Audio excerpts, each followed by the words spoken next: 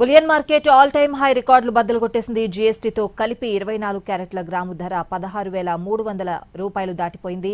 వెండి rate KG 3,25,000 mark cross చేసింది. ఇదే ట్రెండ్ కొనసాగితే ఉగాది నాటికి గ్రాము బంగారం 18,000 రూపాయలు దాటే అవకాశం ఉందని మార్కెట్ వర్గాలు అంచనా వేస్తున్నాయి. మరింత సమాచారం మా ప్రతినిధి రవిచంద్ర అందిస్తారు. Bullion market all time high రికార్డులను దాటి శరవేగంతో దూసుకొని పోతోంది.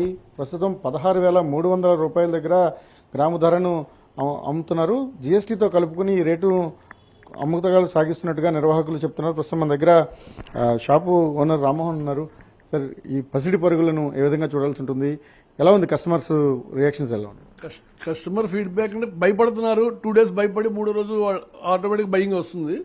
అయితే దాని ఎక్స్పెక్టెడ్ కన్నా ఒక 20 గ్రాములు కొనాలి అనుకున్నాడు 10 గ్రాములు అలా పోర్ట్ఫోలియో తగ్గిపోతుంది అన్నమాట.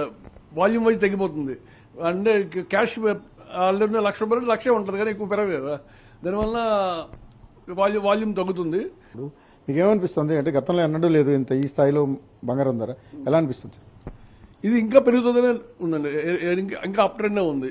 ఈ రోజు 16,300 రూపాయలు ఇంక్లూడింగ్ జీఎస్టీ 24 క్యారెట్ ఉంటే అది ఆల్రెడీ టార్గెట్ 18,000 టార్గెట్ ఉంది. ఆ 18,000 టార్గెట్ రీచ్ అవ్వడం అనేది పెద్ద విచిత్రం ఏం కాదు. పెర్ గ్రామ్ 18,000 అనేది చాలా ఈజీగా రీచ్ అయిపోతుంది. అంటే ప్రపోర్షనేట్ గా గోల్డ్ తో పాటు సిల్వర్ కూడా అదే స్పీడ్ లో వెళ్తుంది.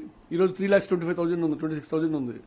అంటే మీరు 18,000 పర్ గ్రామ్ అనేది ఎప్పటి లోపల రీచ్ అయ్యే అవకాశం ఉంటుంది? మేబీ బిఫోర్ మార్చ్ లోపల. ఉగాదికి ఎవ్రీ ఇయర్ ఉగాదికి అప్ ట్రెండ్ గ్యారెంటీ నడుస్తుంది చాలా రోజుల నుంచి. ఉగాదికి టచ్ అవ్వడానికి అవకాశాలు ఉన్నాయి. ఏదో వాకిన్స్ ఎలా ఉన్నాయి? వాళ్ళు వచ్చేవాళ్ళు ఎలా అడుగుతున్నారు? వాకిన్స్ తగ్గిందండి.